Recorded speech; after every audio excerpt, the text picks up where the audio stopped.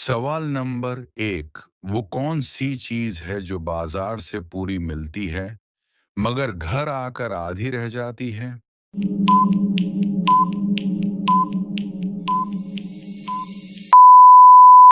जवाब है पूरी। सवाल नंबर 2।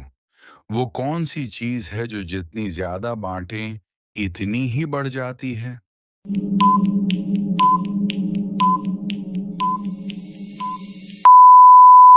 जवाब है मोहब्बत। सवाल नंबर 3। वो कौन सी चीज है जिसे जितना धो इतना गंदा रहता है?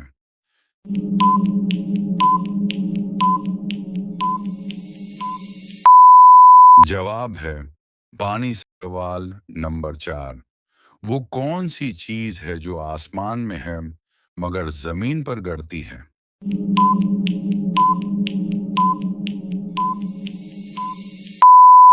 जवाब है बारिश। सवाल नंबर 5। वो कौन सी चीज है जो सारा दिन बात करती है मगर कभी आवाज नहीं करती?